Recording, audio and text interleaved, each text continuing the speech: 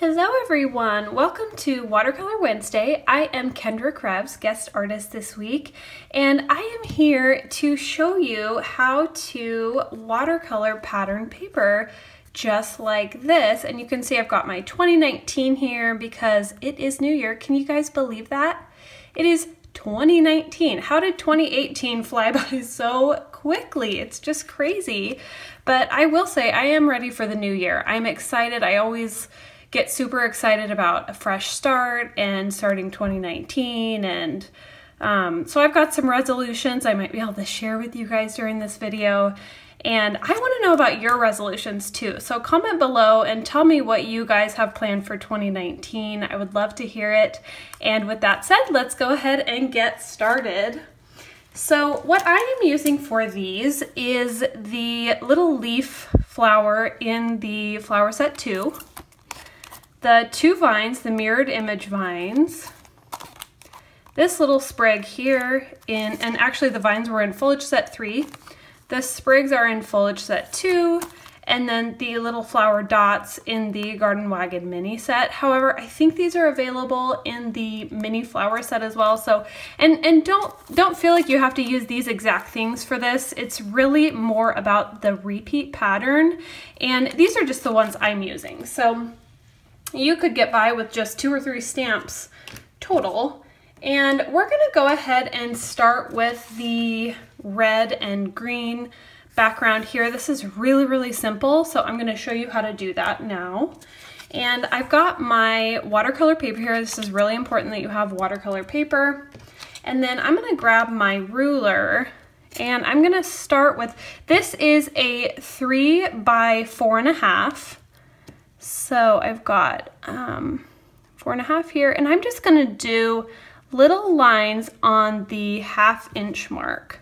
So every 1/2 inch, I'm gonna come in and draw a little line just so I know where to put my cross sections. And I'm going to get this because, like I said, the repeat pattern is the most important thing. So if you aren't getting a at least very, very similar repeat, you're gonna lose the effect of a pattern paper. So in order to be as close as you can, you wanna use a ruler. It just gives you the most accurate measurements, and then you're gonna get a much better effect in the end. And hopefully I can show you. And my paper is not exactly 3, so I'm just gonna do my best here. And we'll get those in. Now I can come in and just line up my lines here and make the marking. And I wanna just tell you guys, it's very important, you want to do this very lightly because this is going to be erased in the end. Be very, very gentle, very light, because if you use a really dense line, and I know this from experience, you will not be able to erase it effectively and you will see your line, and that just, it's a little bit frustrating. So we've got that there, and then I'm gonna go in and do my cross sections. And like I said, this does not have to be perfect, so don't worry about perfection. We just want the repeat. That's kind of the difference between like your pattern paper, obviously, and like something like, you know, you're doing a pot, right? A singular image. I mean, you could do pot after pot after pot after pot and then get some pattern paper. But I started doing these a little bit ago, and they're so fun. I hadn't really thought to do them before, and I've just had a lot of fun with them. So I was really excited that I got asked to come do Watercolor Wednesday so that I could show you guys how to do pattern paper. So now that I have my grid here, and like I said, it's probably not perfect. You can probably see that better than I can, but don't worry. So I'm gonna grab my dots here, and I'm gonna grab a red marker. Please check the comment section for marker numbers. They will give you all of that good info. I'm gonna take this, and wherever I see a cross, I'm going to put a little cluster of my stamp. So I'm going to cluster it like that. And I can do this again. Just kind of staying on the cross. Some of them I like to have a little bit lighter, some a little bit darker. And I can just kind of go through like this. This is actually really quick and super easy. You wouldn't necessarily think, oh, this is a beginner's project because it's pattern paper. It feels like a lot of stamping, but actually you can do this as a beginner because you're really just utilizing the basics, which is kind of nice because it kind of takes the scariness out of it. If you watch a basics video and see how we stamp all of our foliage and flowers, you'll be feeling really good about this. So I'm gonna put just a few of these in, and I'm gonna move on to leaves because I've got one that's already complete. So in order to be efficient, I have, I'm just gonna show you a few lines here, and then I've got the complete one. So I'm gonna now use that little sprig and my green marker. Again, check the comments for the number. And anytime I have an edge flower, like any of the ones up here, I really want that green to kind of come out because it's gonna give it more of a uniform look across the edges. So all of my green on the edge ones, it really needs to come out toward the edge of the paper here, just to make it look nice and cohesive. It doesn't have to be the same. Like I can come back in here and on this one put extra green, but I just want to make sure it's on the side of the edge. And we'll just kind of bring in some more down in here. And again, I don't have to ink every single time I stamp it. I can stamp it several times. And these are edge ones, so these are going to have green that comes out. That one will just be there. And I'll come back in and add some green here. And it's important to reorient your stamp. If you try to do the leaves in the exact same spot on each flower, you can by utilizing the grid to kind of find exactly where the placement is. But if you purposely just kind of reorient the stamp to get different directions of the leaves, like you can, it's much easier and much quicker to do that, because then you're not being so ultra careful, and they're all kind of offset, which makes them uniform. So I'm going to kind of move this and put some green here, put a little bit of green here, and then I'm going to show you one that I've completed here on the grid. So now I have my flowers and my leaves in, and I'm going to take this and actually erase all the lines before I add my water, because then I don't have to wait until all of my water is dry before I add my eraser to the paper. And there's always that unknown, is it dry enough? Is my eraser gonna rip my paper? So this just kind of takes away the hassle of having to be like, oh, should I do it? Should I not? Should I wait? So I'm just gonna erase all of this, all these lines, and I can come in with my brush and begin to add water as soon as I get all of these off. And it doesn't have to be perfect. If you see some lines in the end that need to be erased, go ahead and do it at the end when everything is dry. So I'm gonna grab my water here, and you really wanna make sure that brush is nice and wet consistently through the bristles. And now I'm gonna come in and just begin to dab. Remember, we want to leave white space in here. We wanna leave white space in our clusters, because if we don't, what happens? Eek, they are flat, right? If you fill them completely in, they are flat. So when you're dabbing, you just wanna make sure that you're leaving white space in the centers. And I'm just gonna quickly move through here, and I'm not being extra careful, am I? I'm just kind of quickly getting my brush through, just touching the red flowers, not touching any of the green yet. I want to keep those colors differentiated without too much mixing. And if I get a little bit of green, no big deal. But for the most part, I want to keep that separate.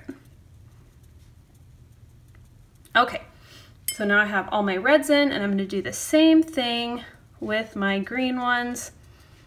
Just kind of grab these and add water. So while we're working on this, tell me a little bit about you guys. We've had followers for so long now. We've been doing videos now almost, oh gosh, 2 years now maybe. And some of you have commented consistently and just encouraged us so much. So we would just love to know a little bit about you. What's your name? Where are you from? Do you have any hobbies besides crafting? Of course, your New Year's resolution, which I should tell you guys about mine while I'm doing this. And maybe you can keep me accountable. But I thought, okay, I'm gonna do one other than weight loss because we all know, you know, well, not all of us. Some of us need to gain, or some of us need to lose, or some of us want to build muscle. But I mean something physically that we can work on ourselves. We've all got something. So aside from that, I really want to get into my Bible more. I want to read more, and ideally if I could get through my whole Bible in a year, that would be amazing. But I really want to set time aside for the Lord and just thank Him for His blessings, for the opportunities I've had. A lot of you guys know I'm in school and getting my microbiology and chemistry degree, and you know, just thank Him for those opportunities to pursue another passion of mine, and yeah, just get more into my Bible. The next one is just take more time to watercolor and do fun things, and just take time aside from studying and the craziness of life and just sit down and really enjoy watercolor. So, and then the third one is just spend time with family and friends. I think that's really important. It can get kind of lonely when you're just studying or working all the time, so I really want to set aside more time for them. So what about you? Comment below and let us know what your New Year's resolution will be. So next we're going to do our other little background. This one's complete, so you can always just cut along these lines or this outside edge and kind of bring it in closer like I did with this one. So you can see I just cut down the edge a little bit, but these are so fun. You can put this on the background of a main image if you want to. I did a very simple one with just very simple 2019, but you could do happy birthday or anything like that. And then we're going to move on to this one with the orange and yellow vine. And this one is also equally as simple. So I'm going to take my paper, and this is 3 inches across. So 3 inches. And again, I'm going to do 1/2 inch there, and then I'm going to skip to 1.5 inches, and then skip to 2.5 inches. So I've got 1/2 inch on each side and then 2 1-inch markings in the center. And I'm going to do the same thing over here so that I get a really even line. So I'm going to do a 1/2 inch on the outside and then leave 2 inches in the center, and then I've got another 1/2 inch here. So 1/2 inch, 1/2 inch, 1 inch, 1 inch. And again, I'm going to draw this line just like that. And again, this one in the center. Again, very lightly. Don't go dark. You will not be happy. Okay, so I've got my 3 lines now, and I'm gonna take my mirrored vines, so these 2.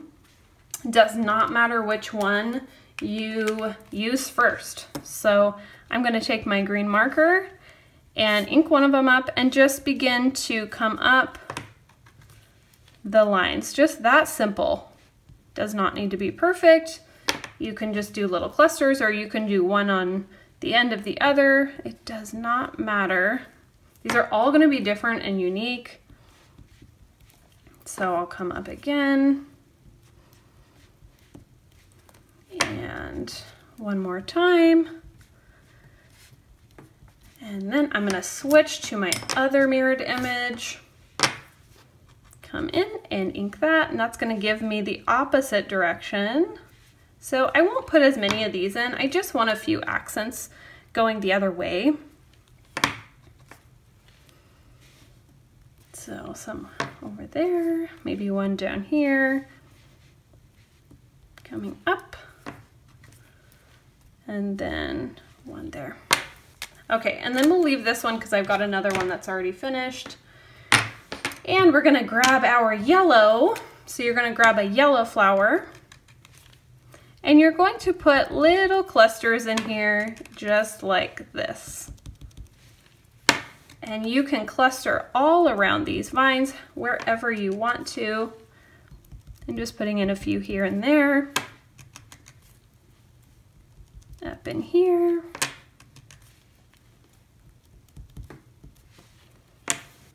And then I'm gonna come in with orange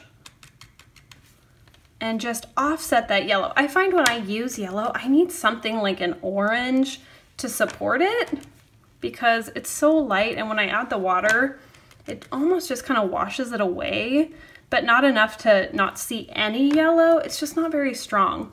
So I typically will support it with an orange or an ochre or a brown or something along those lines to get a really beautiful look. So you would do that same thing on all of these, and I'm gonna switch out, and here it is. And once again, we're gonna just erase our line before we add water to avoid any paper ripping if the paper isn't dry before we grab that eraser. And I'm going to take this, and once again, we're just going to begin to add our water. And this is going to begin with just that yellow and orange. And you can see that orange really pop now, huh? And it just supports that yellow so beautifully all the way around. I am going to take this.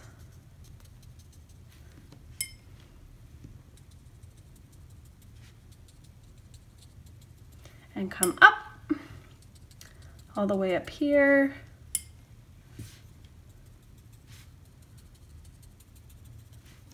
Just like so. And then I'll come into my vines and just dab. You can see all I'm doing for adding water is just dabbing.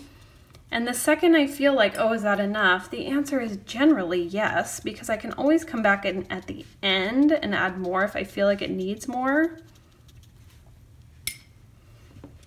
Just adding water to that green. And if you find too, you're like, oh, I want more details, or I want more vines, or I want to add branches or anything like that, you can do that anytime. Just measure out. You always want to use your ruler and measure out even sections so that you can get that really pretty pattern paper look.